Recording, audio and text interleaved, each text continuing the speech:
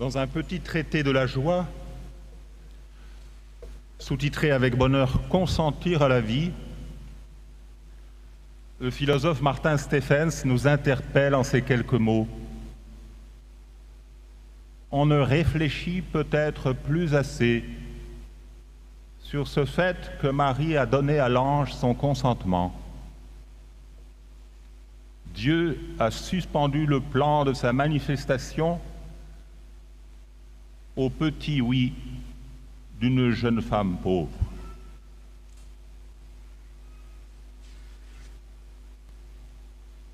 Certes, nous ne sommes ni le 25 mars, ni le 8 décembre, jour des solennités respectives de l'Annonciation du Seigneur et de l'Immaculée Conception de la Vierge, mais nous sommes à Lourdes,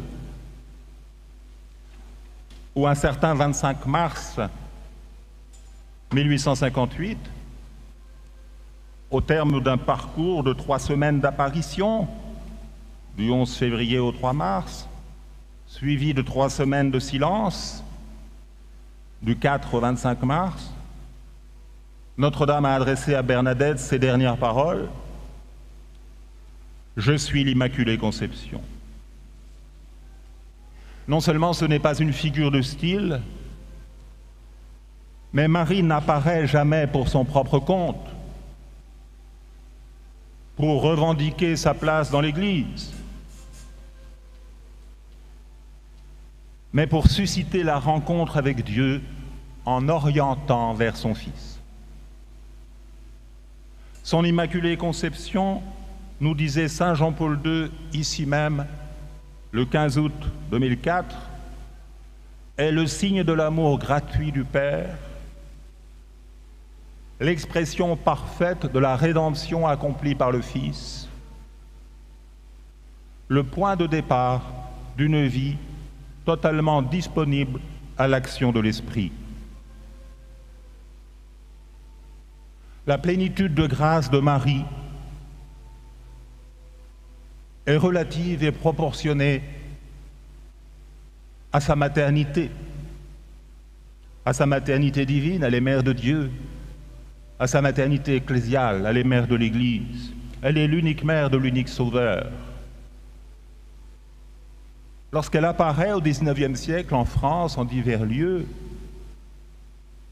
la rue du Bac, ici à Lourdes bien sûr, à Pontmain, c'est le plus souvent sous les traits de l'Immaculée qui accueille inconditionnellement le don de Dieu et de cette façon est associée à l'œuvre du salut. Ici à Lourdes, il semble bien que Bernadette eut l'intuition, dès la toute première apparition, que la dame qu'elle avait vue est la Vierge Immaculée. Ce qui expliquerait pour une part pourquoi Bernadette avait hâte, on la comprend, que les présentations soient faites. Selon un témoignage très sûr, daté de fin juillet 1858, dès le soir de la première apparition, en récitant l'invocation « Ô Marie conçue sans péché », Bernadette ne pouvait s'empêcher de pleurer. Les larmes de la consolation. Il y a des larmes qui ne trompent pas, comme celles que les confesseurs ont parfois bien du mal à cacher en donnant l'absolution. En offrant d'abord à Bernadette son plus beau sourire, vrai reflet de la tendresse de Dieu, source d'une espérance invincible, puis en se présentant à elle comme l'Immaculée Conception, la Vierge Marie est venue rappeler au monde moderne, et j'oserais dire postmoderne, en train de l'oublier, le primat de la grâce divine, plus fort que le péché et la mort.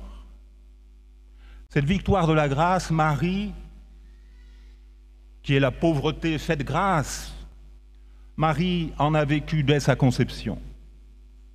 La plénitude de la grâce en Marie connaîtra un véritable crescendo jusqu'à son Assomption, avec bien sûr des accroissements particuliers lors de l'Annonciation, au pied de la croix, puis à la Pentecôte.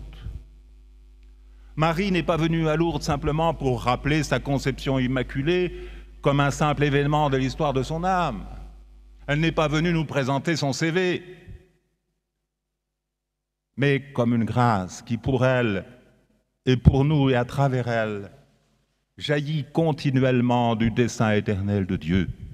En disant « Je suis l'Immaculée Conception », Marie nous révèle à quel point elle s'identifie en toute liberté au don de Dieu. Une fois que nous avons rencontré en Marie celle qui est le sourire de Dieu, celle en qui s'inaugure le temps de la communion et de l'amitié avec Dieu fait homme, la vérité de son Immaculée Conception devient pour nous comme une évidence de foi, même si les mots nous manquent pour l'expliquer. C'est d'ailleurs la pédagogie que Dieu a exercée à l'égard de Marie elle-même. Avant de révéler à Marie son nom divin, pleine de grâce ou comblée de grâce ou exaltée en grâce, l'ange Gabriel lui dit d'abord « Réjouis-toi ». Ce mot montre la volonté divine de répandre la joie. Dans ses mémoires déjà cités ce matin, Edmond Michelet en donne un témoignage bouleversant.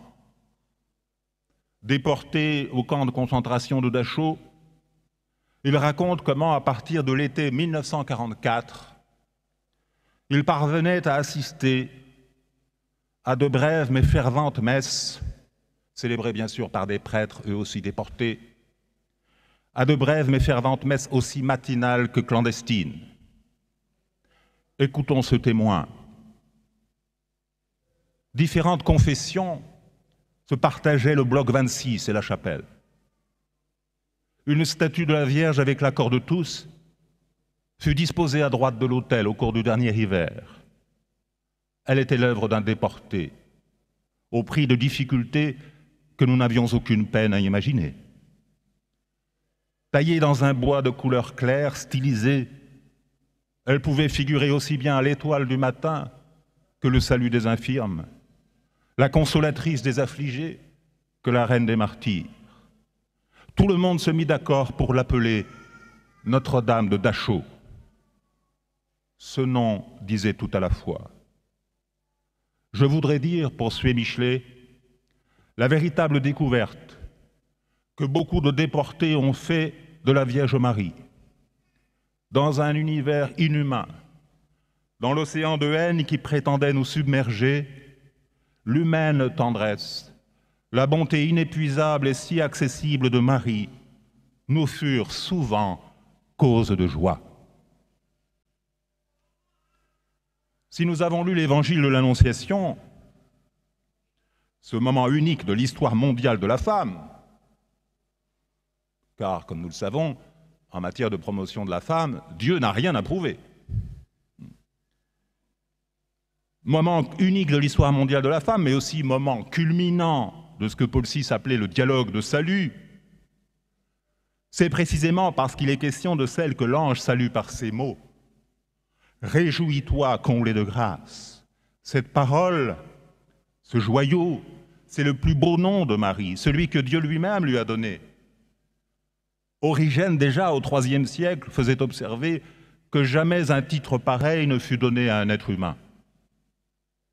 L'invitation à la joie est adressée à Marie en raison de son privilège de grâce. Parfaitement graciée, elle est pleine de la grâce dont elle n'est pas elle-même la source. Tout le mystère de Marie est exprimé par cette salutation de l'ange.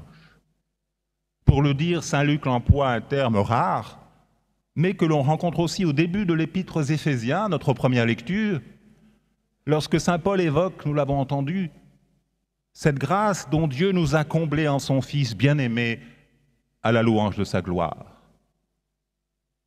Dans ce verset de l'épître aux Éphésiens, il s'agit bien sûr de tout le peuple des rachetés que nous sommes par le Christ. L'acte qui nous donne la grâce, dont le Père nous a gratifiés dans le Christ, a été posé une fois pour toutes pour nous.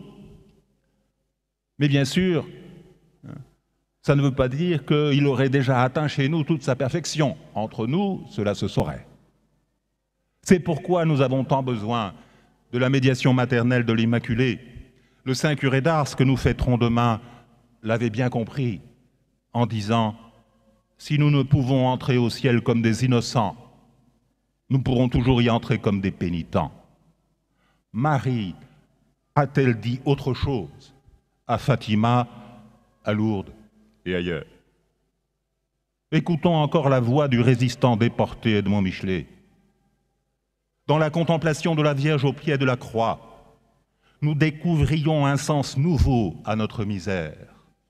Mieux encore, à méditer sur son inlassable intercession, nous comprenions de plus en plus ce que pouvait être notre propre attitude, tant dans les jours de notre mort que lorsque, plus tard, se régleraient les comptes. Aucun langage ne traduira jamais la reconnaissance infinie de ceux qui connurent ainsi cette grâce, de la transfiguration de leur souffrance et celle bouleversante du désarmement de la haine. Frères et sœurs, quant à nous, si nous avons le privilège d'être à Lourdes, malgré la pandémie, ce n'est pas pour un simple lifting spirituel estival.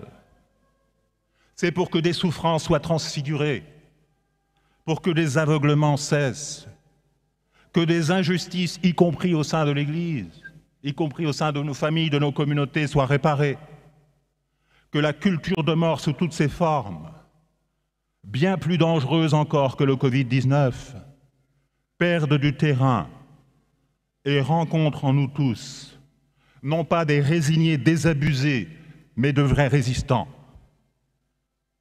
Donner au nom de toute l'humanité, le consentement de Marie est en rapport immédiat avec le salut de tous les hommes. Et il a un parfum d'éternité, puisque selon les mots de saint Louis-Marie Grignon de Montfort, dans le ciel, Jésus est autant que jamais enfant de Marie et Marie, mère de Jésus. Autrement dit, Jésus demeure pour toujours le fruit de son sein, le fruit de sa foi. C'est pourquoi l'Église a vocation, quoi qu'il en coûte, à annoncer, à célébrer et à vivre autant que possible, comme Marie les a vécus, les mystères du Seigneur. Amen.